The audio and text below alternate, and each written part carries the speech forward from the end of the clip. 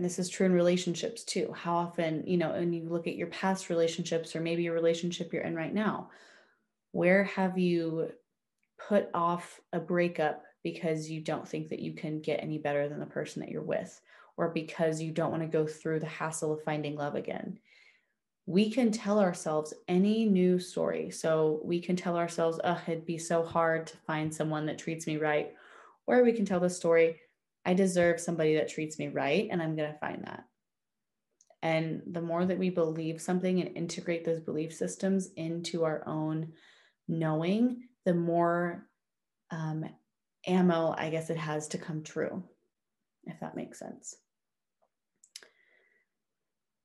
But yeah, like I said about the laziness thing, it's a lack of motivation. So looking at why I'm not motivated is a really crucial key. And please feel free to journal on these and really allow yourself to be honest and open, and again, willing to see things differently. But in order to see things differently, you have to see how you see things now and being honest with yourself. It's not about, oh, I want to put all these positive things on paper, even though that's not the truth. That's not going to help you heal. Healing comes from shadow work, and shadow work, a synonym for that is honesty, and honesty with ourselves. And another thing that we do is, oh, I should have done that. Well, I should feel this way, but I actually feel this way. No, stop shoulding on yourself. I got that from Jen Pasteloff. I love her so much. But stop shitting on yourself. You don't have to do anything. I can sit here and say, oh, I should be doing dishes. I should put dishes above yoga because I'm supposed to have a clean house. Like, what? And I know that a lot of us do this. And it's not just in a home setting, it's also like in a work setting where we think, oh, I need to complete the task I'm on before I can go pee or before I can have a lunch. We can't just leave a task half open. Some of us find it more difficult than others maybe, but we find it hard to put our own basic needs, like going to the bathroom and drinking water, below a task at hand. What the fuck? Like, what is that? Why do we do that? And it's like, thank God that we know now. So now we can change. We don't have to beat ourselves up about this. We don't have to make it some big deal. We can just say, oh, awesome, I recognize that. Now I can move forward.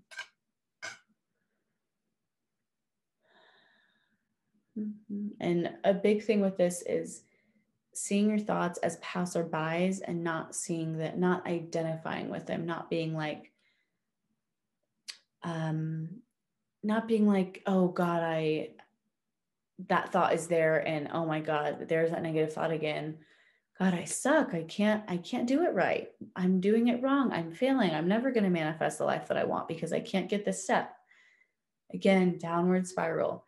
Noticing, having the ability to notice the inner critic is also having the ability to notice when you're on a downward spiral. And it takes practice. It is not going to come overnight, especially if you're new to things like meditating or just being mindful. It's going to take time. You have to be gentle with yourself if you want to make it through this process. Being the gentle observer of our thoughts. Being the gentle observer means being nice to yourself. And, I hear a lot of people say, like, well, how do you know the voice of your inner critic versus the voice of your higher self? And it's like, my higher self would never speak to me in a mean way. My higher self would never call me dumb because it's my higher self. And if that doesn't make sense, like I believe that we all have higher selves walking the earth. I believe we all have a team of guides, ancestors, and angels protecting us and looking out for us. And we all have, that higher self is part of that team. Like it's our soul's highest self. And when we can recognize, like for me, I was a scientist at my last job. I would get my results back after spending hours on a plate, and I would be like, oh my God, why did this fuck up? I'm so dumb. I can't do anything right. And I eventually got to the point where I was over being mean to myself. And I was just like, wait, this isn't my higher self talking to me. Why would my higher self ever say that to me? This is my lower self. This is my inner critic. Okay, now I know. And so part of the homework too that I'm going to have us do is write out what your lower self or your ego or your inner critic says. And then I want to write out in the next space, like in the space right next to that, what your higher self would say, so that way you can get to know the voices in your head. You can get to know those voices on an intimate level so that you can be like, oh, that's a lie. Oh, that's true. And again, it takes time. Be patient with yourself. Understand that healing isn't linear, and even just you showing up and trying is a huge win. Even if you only try once a week, that's still a win. You are still worthy. You are still a badass.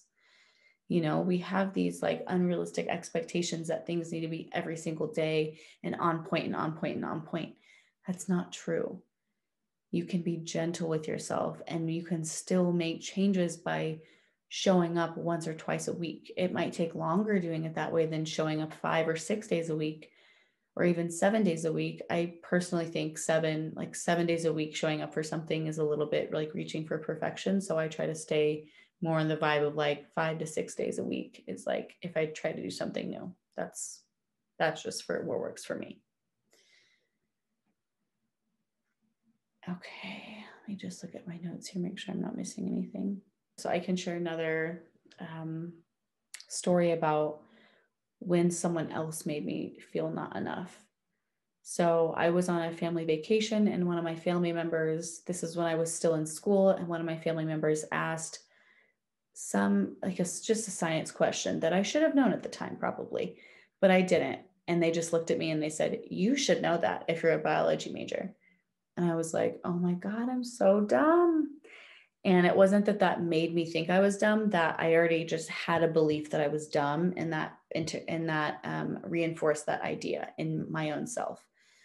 So the inner critic, but that person almost like judging me in that scenario, that's on them.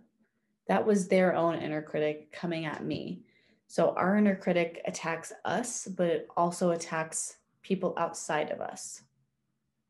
And so notice if you are having blocks to knowing what your inner critic says to you, what do you say about other people? This whole week is really about noticing, and we're bringing in from last week the slowing down aspect, because we can't notice anything if we haven't slowed down to be aware. But slowing down and having awareness of where your inner critic is being loud, having awareness of what your inner critic says about yourself and others, and then rewriting those stories. So look at where you don't feel enough. Look at where you don't feel pretty enough or smart enough or like you have enough money, and rewrite those stories. And again, I'll like walk you through this in the workbook, but if you want to get started tonight, then you can do that. I'm trying to think of any other examples I have. It's weird because I can't think of any other examples like from before I was in college, really. But I mean, my big inner critic things are like, I'm not smart enough. It used to be, I can't afford that. Like the inner critic can show up with money. It can show up in relationships. It can show up, like I can't think of my last.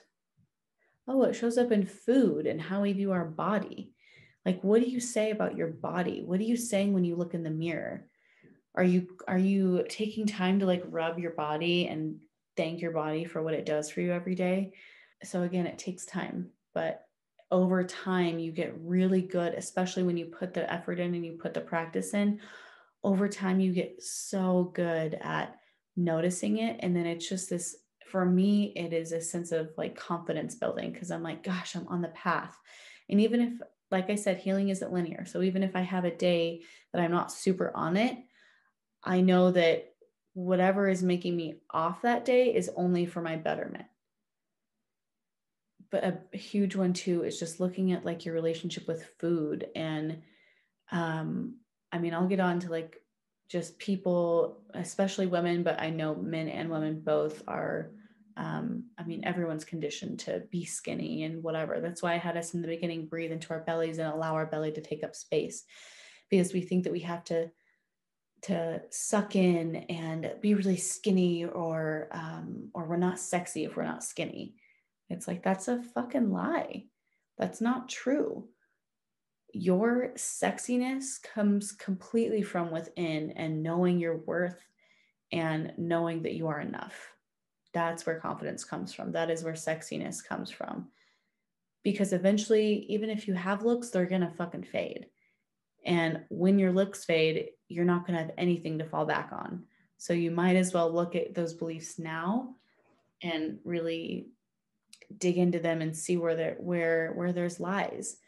Like, throw away your scale. If you have a scale and you weigh yourself, throw it the fuck away. You don't need it. It's not serving you. I guarantee it's not serving you, especially if you're stressing about your weight and you get on it and you say, oh, I gained 5 pounds. 5 pounds is a fluctuation, and it doesn't matter in the real scheme of things. Like I said, like, having gratitude for the things that our body does for us, having gratitude for the fact that we can even walk. There are paraplegics on this planet. There are people that wake up and they've been in a car wreck or a plane crash and they had to cut an arm or two off. That's real. And so the more that we can have gratitude for the present moment and gratitude for, wow, this is what my body does for me, and notice that, the less that we're going to be in that story of, God, my body is just not enough. My body, I need to be skinnier and then I can love myself. I can't love myself until I'm getting skinny. Even if you don't feel good in your body weight, you can still love yourself while you're on the journey to losing weight. And I say losing weight like that because, if we are losing weight, if our desire to lose weight is coming from we're not enough until we're thin, you're going to lose every time. You're going to eventually go to anorexia. That's where I was. I was like restricting myself to 1,200 calories a day because I would keep looking at a problem area, quote unquote, on my body that I don't even see anymore because I stopped focusing on it. And I was able to come out of that because I had gratitude for the things my body did, and I stopped wanting to restrict myself so fucking much. So be grateful for what your body can do for you, and stop saying things like, oh, I'm so fat, even if you are fat. And if you can't say that as a nice to yourself, because fat is an adjective, it doesn't have good or bad meaning. But if you're telling yourself fat and you're saying it in a negative connotation, stop. Because it's not serving you to call yourself fat. It's not serving you to call yourself lazy. It's not serving you to call yourself not pretty enough or not good enough. We are good enough, and we need to solidify that belief in order to move forward in our healing. In summary, we quiet the inner critic when we know that we're enough, and we can quiet the inner critic when we can recognize the voice of the higher self. So write out everything that inner critic says to you, and then write out what that higher self can say to you. And moving forward, if you're ready and you're at this point where you can move forward with this, declare, I am no longer going to be an asshole to myself. This world is harsh and cruel, and I'm no longer being mean to myself. Let's actually close with the tapping. That feels good to me. Sit up straight, and you can do what I do and say what I say, or just watch and do it later. You don't have to do it right now. I feel like I'm not enough. I feel like the voice in my head is telling me I'm not enough. I feel like I'm telling others that they're not enough. And that's okay. I love myself. I love myself regardless of anything that's going on in the outside world. Even though I don't feel enough today, I trust that I'm going to feel enough tomorrow. I trust that I can get through this day. And I trust that I love myself, and I come back to that knowing. Okay. And tapping on the back of the neck is usually not, I've never seen that top before, but for me, that's just what my body wants. So, okay, guys.